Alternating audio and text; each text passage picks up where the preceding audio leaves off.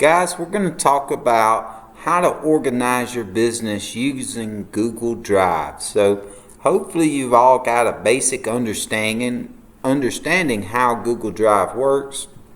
So right here you should have a realtor folder with at least these 4 folders. First one, your marketing pictures.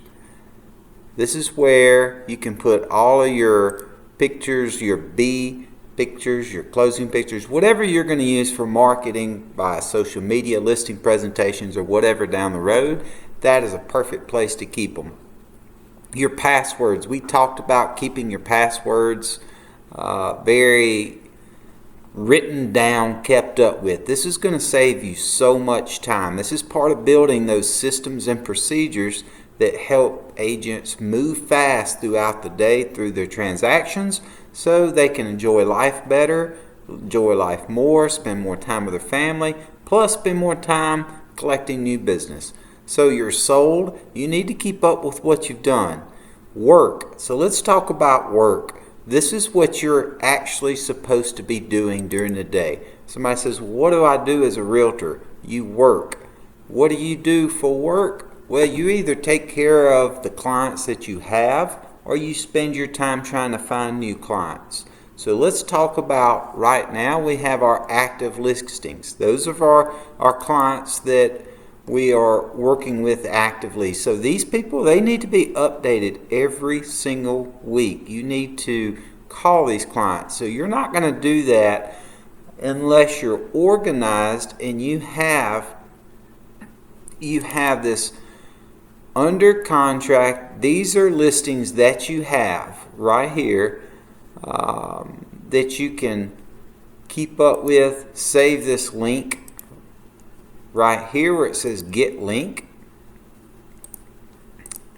You can copy this link, stick that in the notes of your phone under listings. That way you're driving down the road, you can click that link, it'll come to this spreadsheet, and you can spend 10 minutes updating your clients on how their listings did that week, driving down the road, easy breezy.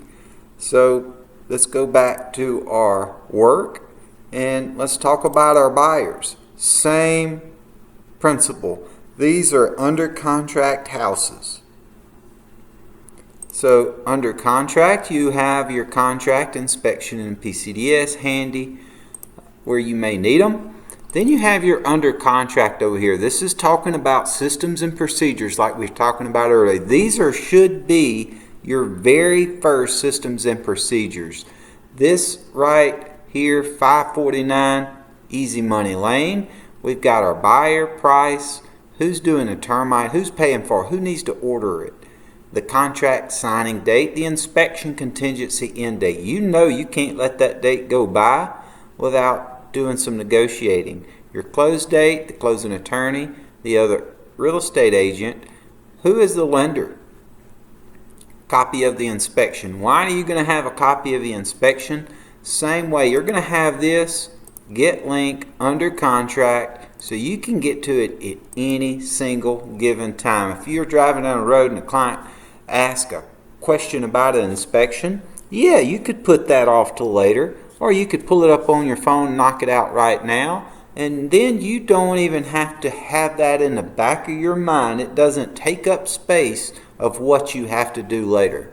So let's talk about our buyer spreadsheet. This is the absolute most important spreadsheet on which you should start working on unless you have it filled up, where you can't fit no more. So your buyer spreadsheet is somebody that you have talked to and you think that they are ready to buy a house in the next 2 to 4 months, maybe sooner. That is somebody interested in looking at houses pretty soon or talking to a lender. These are somebody that you may have met at an open house. You may have gotten a call off your sign. You may have gotten a Zillow or an Opcity lead wanting to see a house.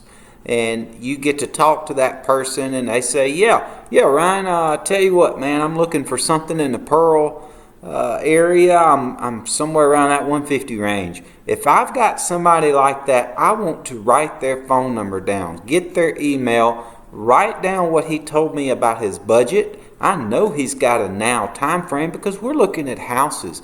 I didn't catch his lender's name. I'll get it in a few. I kind of know his area. He just told me notes. As I met the guy, we hit it off, and I'm going to seal the deal on this second showing. If that's how it went, I'm going to write it down, and I'm going to build my buyer sheet one person at a time, and I'm going to see how many people I can get on it.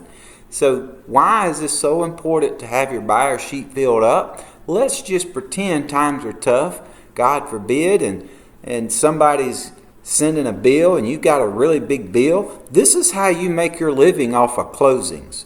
You know you can look at this buyer sheet. This is your best shot at getting a closing within 30 days is going to be on this sheet. This or your listing sheet. You can work hard on what you got under contract. Yes, I'm not saying don't, but spend time every day working on your buyer sheet. If you're marketing on Facebook and getting responses, or if you're working an open house and you're collecting names and numbers, you need to work those and get those people on your buyers or seller sheet. If you're working a booth at a trade show and you get a handful of numbers, call each person, figure out, make a spreadsheet with them, filter through them, but try to talk and have a serious conversation about real estate with somebody and add them to this sheet. The more people you can get on this sheet, the more money you'll make. Bottom line, there is no doubt about that. This should be something you open up every single day and try to update. If you do that, you're guaranteed a closing a month after, say, 4 months. After 3 months, it's going to take you some time to fill this sheet up. It's not automatic, but this is where it starts. And yeah, you can learn your CRM. We're going to talk all about your CRM. This is the information that you will eventually put in your CRM. If you're using a CRM and love it, great. You don't have to have a buyer spreadsheet. It's just a souped up way of keeping up and communicating with the people who may want to do business with you later. So let's start here.